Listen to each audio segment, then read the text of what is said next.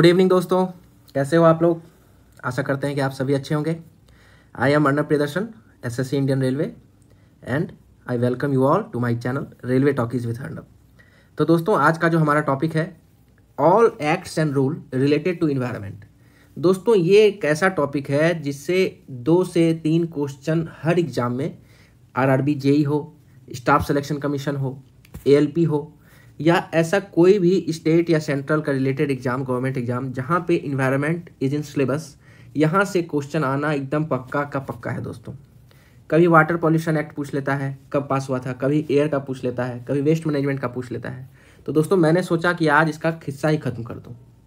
जितने भी दोस्तों एक्ट्स हैं इन्वायरमेंट में जो इंडिया में कार्य कर रहे हैं, तो आज सारे एक्ट्स को दोस्तों हम लोग समराइज्ड वे में डिस्कस कर लेंगे।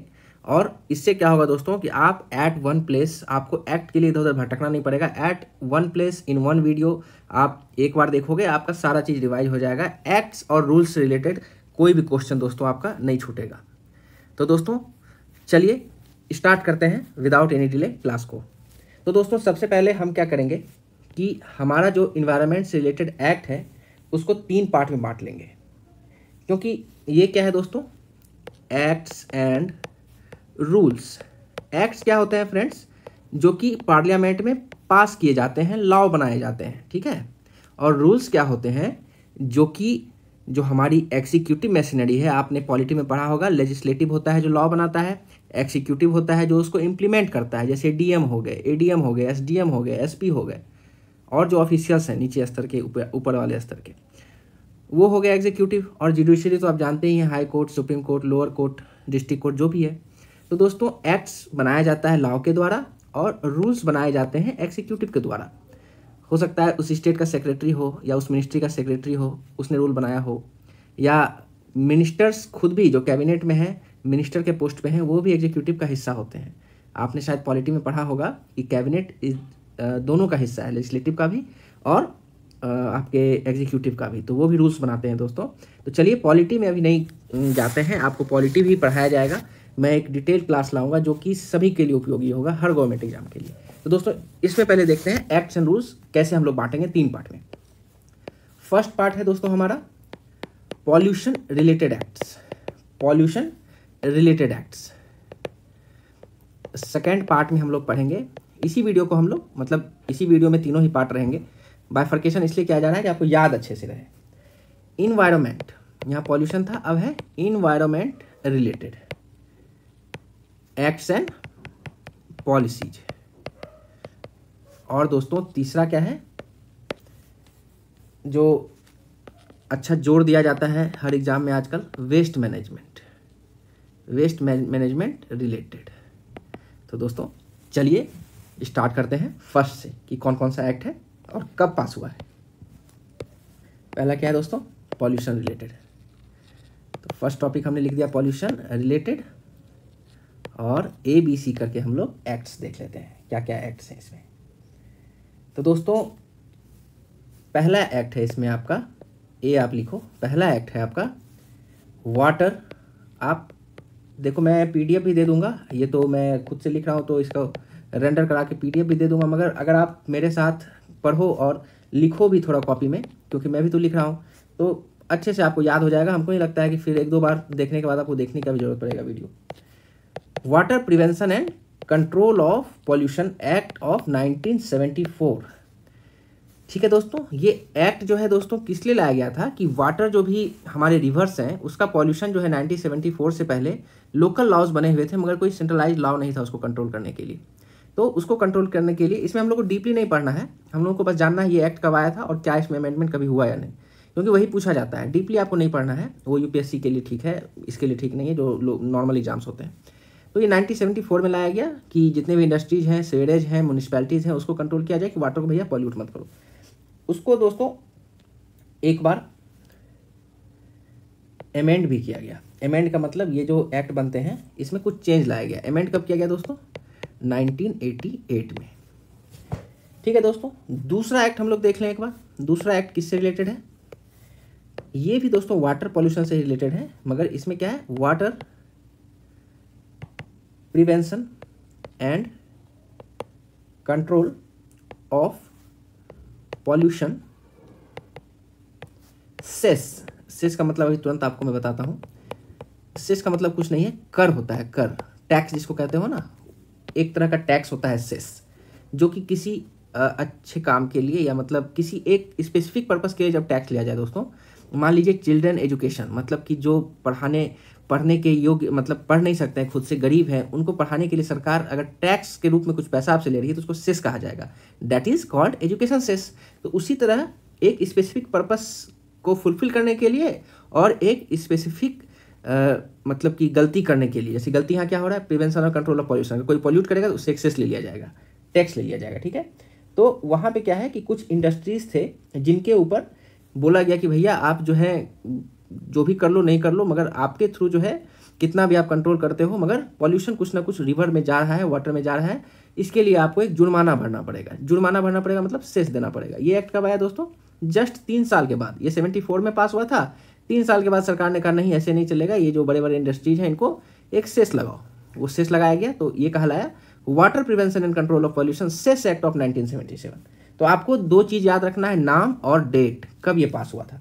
और दोस्तों इसमें अभी तक कोई अमेंडमेंट नहीं है, डिटेल्स आपको नहीं जाना है फ्रेंड्स।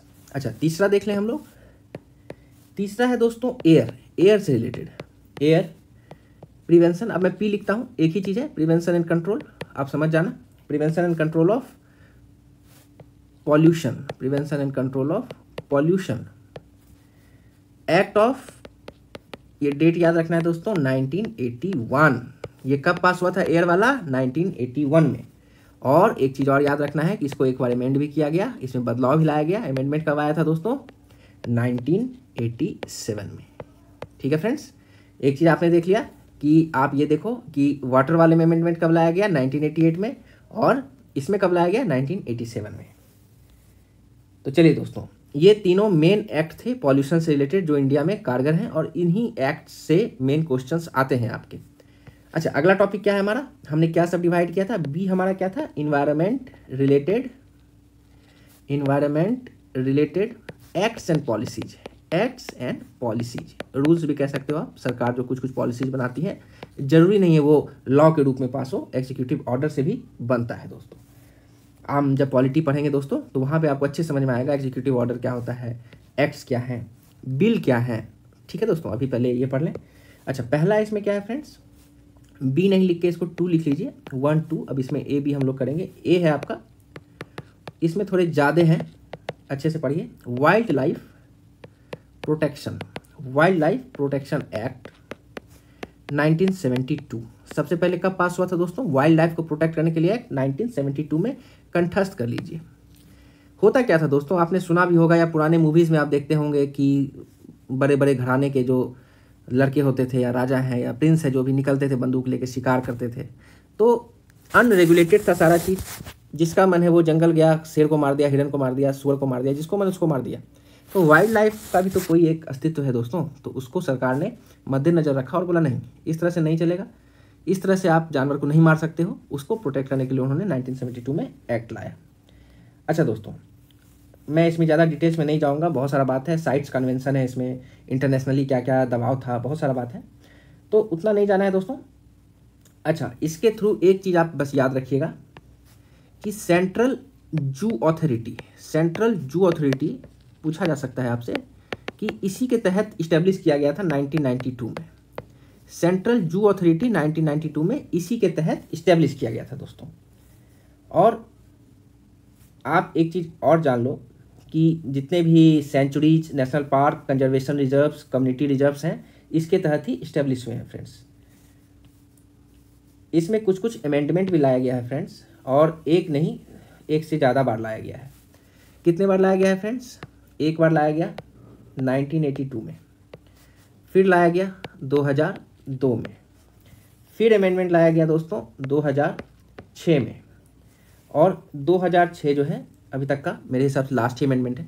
इतना आप जरूर ध्यान में रखें, जो मेजर अमेंडमेंट्स आए हैं 1982, 2002 एंड 2006। चलिए, नेक्स्ट एक्ट क्या है हमारा फ्रेंड्स, देखें, that is environment protection act 1986। यहाँ पे दोस्तों इन्वायरमेंट को बचाने के लिए सरकार ने ये एक्ट लाया कि पॉल्यूशन जो भी हो रहा है, या जो धड़ल्ले से पेपर बनाने के लिए पेड़ों को काटा जा रहा था, इंडस्ट्री बैठाने के लिए पेड़ों को काटा जा रहा था, जो भी कहते हैं कि हमारा हिली रीजन है वहाँ पे खुदाई खनाई जिसको कहते हैं कि मिनरल्स के लिए मतलब विदाउट एनी रेगुलेशन हो रहा था, पत्थर तोड़े जा रहे थे, तो वो सबको रोकने के लिए दोस्तों स्ट्रिंजेंट पीनल प्रोविजंस लाए गए। पीनल प्रोविजंस क्या होते हैं कि जिसको आप अगर इग्नोर करते हो तो आपको फाइन देना पड़ेगा, that is known as penal provisions. तो दोस्तों वो इस एक्ट के तहत लाए गए थे। इसका मेन आप नाम और बस एक्ट ये याद रखिए, 1986 काफ़ी है। अगला दोस्तों क्या है, बायोलॉजिकल लिखते भी चलिए दोस्तों तो आपको याद रहेगा। Biological diversity act. Biological diversity act कब लाया गया फ्रेंड्स? 2002 में। 2002 में इसमें दोस्तों क्या किया गया, एक्चुअली में यूनाइटेड नेशंस जो है इंटरनेशनल बॉडी, UNCBD कहते हैं, United nation convention on biological diversity, आप इसका फुल फॉर्म लिख लें, United nation convention on biological diversity. 1992 में ये कॉन्वेंशन हुआ था। इसके प्रोविजंस को इंडियन एक्ट में इंसाइन किया गया, इंडिया उसको फॉलो किया। तो उसमें बहुत सारा चीज़ था कि सस्टेनेबल डेवलपमेंट की तरफ आगे बढ़ें, जेनेटिक रिसोर्सेज को अच्छे से यूज करें, फेयर एंड इक्विटेबल शेयर हो, बायोलॉजिकल डाइवर्सिटी को हम लोग प्रोटेक्ट करें। मतलब मान लीजिए कोई एक रिवर है, 5 तरह की मछली पाई जाती है, तो ये एक उसका बायोडाइवर्सिटी है, डाइवर्सिफिकेशन है। अगर हम मान लीजिए उसमें से 5-6 कीड़ा निकाल लें और एक मछली जो उसी कीड़ा को खाती थी तो वो मछली अब मर जाएगी। होता क्या है कि एक स्पेसीज दूसरे स्पेसीज पे डिपेंड करता है इकोसिस्टम में, खुद को बढ़ाने के लिए या खुद को जिंदा रखने के लिए। तो अगर हम एक भी चीज़ को अनबैलेंस करते हैं तो उसके कारण पूरा इकोसिस्टम अनबैलेंस होता है दोस्तों। अच्छा, एक चीज़ बस याद रखिए आप इसमें कि national biodiversity authority, state biodiversity authority and biodiversity management committee at local level, ये तीनों जो हैं इसी एक्ट के तहत लाए गए थे। मैं लिख देता हूँ, नेशनल बायोडाइवर्सिटी अथॉरिटी सबसे ऊपर होता है, उसके बाद होता है दोस्तों स्टेट बायोडाइवर्सिटी अथॉरिटी, उसके बाद होता है बायोडाइवर्सिटी मैनेजमेंट कमिटीज़, ये म्यूनिसिपैलिटी के लेवल पे या लोकल लेवल पे होता है दोस्तों। ये इसके तहत ही लाया गया था। अच्छा, एक कहेंगे हम लोग अंग्रेज जमाने का एक्ट है जो अभी तक चलता आ रहा है, that is Indian forest act. Indian forest act 1927, ये 1927 में ही लाया गया था, इंडियन फॉरेस्ट एक्ट। इसमें क्या है कि फॉरेस्ट का एक्चुअली जब अंग्रेज के द्वारा लाया गया था तो उसका ये था कि ब्रिटिश जो है अपना आधिपत्य जमाते थे इंडियन फॉरेस्ट पे, उसके लिए उन्होंने एक एक्ट लाया था। मगर बाद में इस एक्ट को इंडियंस जो इंडिया में यूज होने लगा वो reserve forest, village forest, protected forest को डिमार्केट करने के लिए किया गया। तो बस आप थोड़ा बस नाम और डेट ही याद रखें, ऐसे ये ज़्यादा इंपॉर्टेंट नहीं है, ठीक है, ये ज़्यादा इंपॉर्टेंट नहीं है। अच्छा, ये है दोस्तों, अगला है आपका फॉरेस्ट कंजर्वेशन एक्ट। ये इंपॉर्टेंट है दोस्तों, forest conservation act. Forest conservation act 1980, ये याद रखें दोस्तों। फॉरेस्ट को कंजर्व करने के लिए किसी भी प्राइवेट इंडिविजुअल को फॉरेस्ट नहीं आप दे सकते हैं, ना ही उसको लीज कर सकते हैं। फॉरेस्ट में आप अनवांटेड एक्टिविटीज़ नहीं कर सकते हैं और विदाउट परमिशन किसी पेड़ को भी नहीं काट सकते हैं। और नॉन फॉरेस्ट यूज, मतलब कि कहते हैं ना कि नॉन फॉरेस्ट पर्पस के लिए फॉरेस्ट का यूज आप नहीं कर सकते हैं। वहाँ पे बस जो वहाँ के इनहेबिटेंट हैं, जो कि आदिवासी लोग रहते हैं, उन्हीं को बस वहाँ पे अधिकार है रहने का और फॉरेस्ट के रिसोर्स को यूज करने का। ये क्या किया था दोस्तों, इसमें मेनली क्या था कि बहुत सारे फॉरेस्ट थे, एक कहानी है इसके पीछे कि फॉरेस्ट कंजर्वेशन एक्ट तो आया था फॉरेस्ट कंजर्वेशन के लिए, मगर एक और इसका पीछे कारण था कि बहुत सारे फॉरेस्ट थे जो कि 2 से 3 स्टेट के बीच में फैले हुए थे। जैसे अभी भी आप देखोगे तो बहुत सारा फॉरेस्ट है जो कि मध्य प्रदेश, कर्नाटका, महाराष्ट्र के बीच में फैला हुआ है, तीनों में कुछ ना कुछ शेयर है। तो बार बार ये मुश्किलें भी आती थी कि कौन कितना प्रोटेक्ट करे, कौन स्टेट कितना उसको रेगुलेट करे और किसका रिसोर्स कितना है। तो ये सब झंझट को हटाते हुए, सारा जो मुश्किलात थी उसको हटाते हुए, फॉरेस्ट का लैंड यूज का जो पावर है दोस्तों वो स्टेट से सेंटर को ट्रांसफ़र कर दिया गया था इसमें। इसको भी आप नोट कर लेना इस एक्ट के बाद। अच्छा, कुछ पॉलिसीज भी हैं, उसको भी आप देख लीजिए। नेशनल फॉरेस्ट पॉलिसी, ये कब लाया गया था दोस्तों, डेट इंपॉर्टेंट है, 1988। आपको मेन नाम और डेट याद रखना है। किस लिए लाया गया था कि जो भी रिमेनिंग नेचुरल फॉरेस्ट हैं जो कि मतलब कि कल्चरल नेचुरल हेरिटेज को रिप्रेजेंट कर रही हैं, जहाँ से कुछ हिस्ट्री जुड़ा हुआ है, उसको बचाने के लिए नेशनल फॉरेस्ट पॉलिसी लाया गया था दोस्तों। इसमें क्या है फ्रेंड्स कि नेशनल फॉरेस्ट पॉलिसी का अभी हाल फिलहाल में ही इसको रिपील करके रिपील मतलब इसको ख़त्म करके एक नया पॉलिसी लाया गया। वो नया पॉलिसी कब लाया गया दोस्तों? 2018 में। यहाँ पे सस्टेनेबल फॉरेस्ट डेवलपमेंट की बात की गई, सस्टेनेबल फॉरेस्ट डेवलपमेंट की बात की गई दोस्तों 2018 में। आप दोस्तों नोट भी करते रहें। अच्छा, नेक्स्ट क्या है फ्रेंड्स? नेक्स्ट हमारा है ये जो नया वाला पॉलिसी था, इसको न्यू ड्राफ्ट फॉरेस्ट पॉलिसी कहा जाता है। ज़्यादा डीप नहीं पढ़ना है। अच्छा, कुछ इंपॉर्टेंट है जो कि न्यूज़ में भी रहते हैं बार बार। द शेड्यूल्ड ट्राइब्स, ST जिसे कहते हो, and other traditional forest dwellers. ये थोड़ा लंबा एक्ट है। Recognition of forest rights act कब का है? 2006 का। याद रखिए फ्रेंड्स, ये आप नाम से ही समझ रहे हो, the scheduled tribes and other traditional forest dwellers मतलब जो वहाँ रहते हैं सदियों से, उनका राइट को रिकॉग्निशन करने के लिए एक एक्ट लाया गया। इसका मेन ये था कि जो भी आदिवासी लोग वहाँ पे फॉरेस्ट में बहुत सारे समय से रह रहे हैं, 100 साल 200 साल से 5-6 पीढ़ी से रह रहे हैं, तो उनका एक नेचुरल राइट बनता है कि वो वहाँ के फॉरेस्ट लैंड को भी यूज करें और रिसोर्स को भी यूज करें। मगर बाहर का कोई भी प्राइवेट आदमी आके वहाँ पे उनको डिस्टर्ब नहीं कर सकता है, और लोकल गवर्नमेंट्स जो भी चलेगा वहाँ पे वो ट्राइब्स का ही चलेगा, उनके हिसाब से चलेगा, उनका जो कन्वेंशनल मेथड है उससे ही चलेगा। ये सब चीज़ के लिए दोस्तों ये एक्ट लाया गया था 2006 में। अच्छा फ्रेंड्स, अगला हम लोग देख लेते हैं एक पॉलिसी या फिर नोटिफिकेशन जो भी आप कहें। ये है दोस्तों कोस्टल रीजन से, समुद्र किनारे जो रीजन होते हैं उससे रिलेटेड है। कोस्टल रेगुलेशन जोन, जिसको शॉर्ट में CRZ कहा जाता है। कोस्टल रेगुलेशन जोन नोटिफिकेशन 1991 में आया था पहला, फिर 2011 में आया और लेटेस्ट 2018 में आया है फ्रेंड्स। यहाँ क्या है कि MOEFCC का मतलब क्या है? Ministry of environment, forest conservation, forest and climate change, ministry of environment, forest and climate change. इनका क्या है कि इन्हीं के अंदर में ये भी आता है। इन्वायरमेंटल प्रोटेक्शन एक्ट को जैसे मैंडेट किया गया है, वैसे ही दोस्तों कोस्टल इन्वायरमेंट, कोस्ट के नज़दीक जो भी जगह है, गुजरात, तमिलनाडु, केरल, उड़ीसा, आंध्र प्रदेश, यहाँ पे जो भी जैसे मैंग्रोव फॉरेस्ट हैं, इस टाइप का जो भी टाइडल जोन जिसको कहते हो, वो सब टाइप का जोन है, उसको रेगुलेट करने के लिए एक लाया गया नोटिफिकेशन। पहला बार 1991 में, 2 बार अलग से फिर लाया गया, उसको कुछ बदलाव करके 11 और 18 में दोस्तों। तो याद रखें ये सब। और दोस्तों कुछ जो है हमारा तीसरा टॉपिक जो है उससे भी हम पढ़ेंगे। पहले 1-2 और आप थोड़ा देख लें, रिसेंट में लाए गए हैं ये सब, इसलिए इम्पोर्टेंट है। IPZ 2019, इसका फुल फॉर्म क्या है दोस्त? फुल फॉर्म है आइलैंड प्रोटेक्शन जोन, IPZ 2019। किसके लिए लाया गया था ये? अंडमान एंड निकोबार के लिए।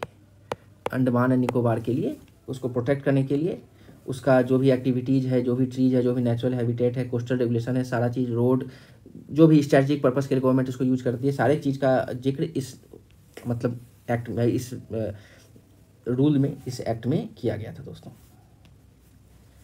अच्छा, उसके बाद एक बहुत ही इम्पोर्टेंट कह सकते हैं कि रूल आया था, that is the ozone depleting substances, CFC पढ़ते हो ना इन्वायरमेंट में, क्लोरोफ्लोरोकार्बन। 2000 में ये रूल लाया गया था दोस्तों।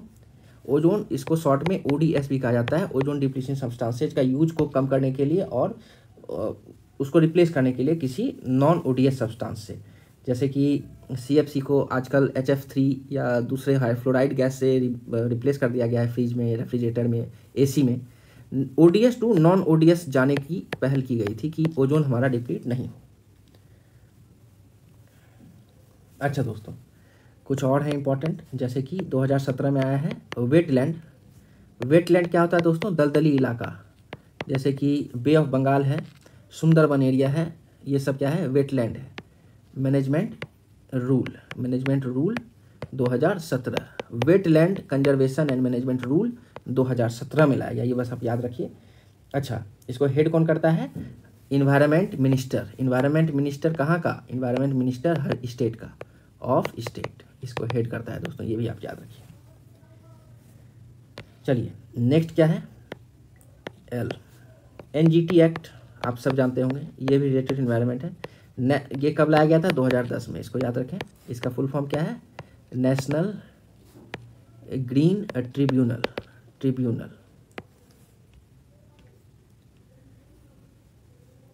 चलिए दोस्तों, इसके बाद जो हमारा थर्ड सब टॉपिक है, वेस्ट मैनेजमेंट से रिलेटेड कुछ रूल्स हैं।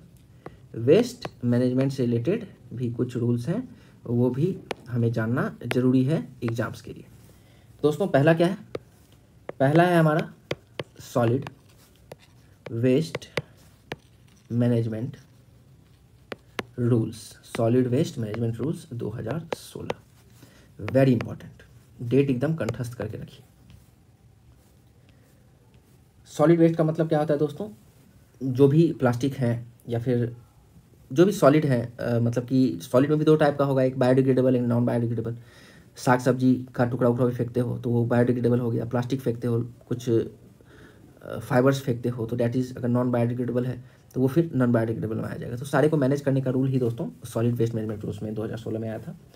उसके बाद प्लास्टिक को लेके सरकार थोड़ी ज़्यादा चिंतित थी, तो प्लास्टिक को लेके एक अलग रूल लाया गया जस्ट एक ही साल में, प्लास्टिक वेस्ट मैनेजमेंट रूल 2016 में लाया गया दोस्तों। ये तो याद रखें ही रखें, इसको अमेंड भी किया गया, 2018 में। प्लास्टिक को लेके दोस्तों, जैसे आप बहुत बार सुनते होंगे कि प्लास्टिक बैन हो रहा है, अब कागज़ का झोला यूज करना पड़ेगा, ये सब इसी से आया हुआ है। अच्छा, उसके बाद हॉस्पिटल्स, नर्सिंग होम्स, यहाँ से कुछ बायोमेडिकल वेस्ट निकलते हैं, जैसे कि जो हम लोग सिरिंज यूज करते हैं इंजेक्शन के लिए, वो बायोमेडिकल वेस्ट है। जो डॉक्टर्स लोग हाथ में पहनते हैं ऑपरेशन के वक्त, जिसको आप कहते हो मतलब हैंड ग्लव्स, वो भी एक बायोमेडिकल वेस्ट है। जो भी वेस्ट ऑर्गेन्स निकल जाते हैं, किसी का गोल ब्लैडर का ऑपरेशन में काट के निकाल दिया, वो भी तो फेंका ही जाता है ना, तो वो सारा बायोमेडिकल वेस्ट है। किसी का खून है, कुछ भी है, मतलब मेडिकल से रिलेटेड जो भी वेस्टेज है दोस्तों, वो बायोमेडिकल वेस्ट होता है। तो उसका प्रॉपर डिसिमिनेशन होना चाहिए। पहले बहुत ऐसा क्या होता था कि हॉस्पिटल के पीछे गंदगी ऐसे ही रहता था, बहुत जगह देखा जाता था कि हॉस्पिटल का पीछे का एरिया पूरा बैंडेज, पट्टी, खून, मलहम, लन फन से भरा रहता था, गंदगी बहती थी, तो उसको मैनेज करने का कोई रूल नहीं था, ऐसे ही चल रहा था। तो उसके लिए सरकार 2016 में रूल लाई कि नहीं भैया ऐसे नहीं होगा, इसका अलग कचरादान बनाओ, इसका अलग एक जगह बनाओ जहाँ पे ये इसको डिसिमिनेट किया जाएगा, मतलब इसको ख़त्म कर दिया जाएगा, फंजाई बैक्टीरिया के एक्शन से इसको ख़त्म कर दिया जाएगा, इसका अस्तित्व नहीं रहेगा आपके वेस्ट का। इसलिए भी इसको ज़रूरी था ख़त्म करना, क्योंकि इससे जो वायरस, इन्फेक्टिशियस बैक्टीरिया फैलते थे वो और बीमारी फैलाते थे, तो उसको रोकने के लिए ज़रूरी था। इसको अमेंड भी किया गया फ्रेंड्स 2018 में, ये आप याद रखें। नेक्स्ट है फ्रेंड्स हमारा, अभी बहुत ही ट्रेंडिंग है और चल रहा है, that is e waste. E waste क्या है? आप जो मोबाइल अभी यूज कर रहे हो, कंप्यूटर यूज कर रहे हो, कल हो सकता है नेक्स्ट जनरेशन का बच्चा इसको यूज़ नहीं करे, उसके लिए ये वेस्ट हो जाएगा, या आप ही यूज़ नहीं करोगे, 4 साल के बाद ये मोबाइल आपके लिए वेस्ट हो जाएगा, अपग्रेड करोगे मोबाइल को। तो ये सब जो वेस्ट जनरेट हो रहा है, इसको तो आप यूज़ नहीं करते हो, फेंक देते हो, कहीं कबाड़ी वाले को बेच देते हो, तो ये सारा ई वेस्ट के कैटेगरी में आता है। सॉरी, जितने भी IC रिलेटेड कंपोनेंट्स हैं, washing machine, TV, mobile, fridge, जो भी है, ई वेस्ट में आते हैं। तो इसको भी क्या है कि सरकार ने कहा कि नहीं, या तो जो इसको बनाती है, जो कंपनी, जैसे सैमसंग मोबाइल बना रहा है तो सैमसंग का रिस्पॉन्सिबिलिटी हो कि इसको रिफर्बिश करे, इसको रिसाइकल करे, कस्टमर से लेकर रिसाइकल करे, या तो फिर कस्टमर का रिस्पॉन्सिबिलिटी हो, या तो फिर सरकार का रिस्पॉन्सिबिलिटी, इस पर रिस्पॉन्सिबिलिटी फिक्स किया जाए। तो वो सारा चीज़ रूल्स इसमें दिया गया था। इसी में PRO का जिक्र किया गया था, इसका मतलब है प्रोड्यूसर रिस्पॉन्सिबिलिटी ऑर्गेनाइजेशन।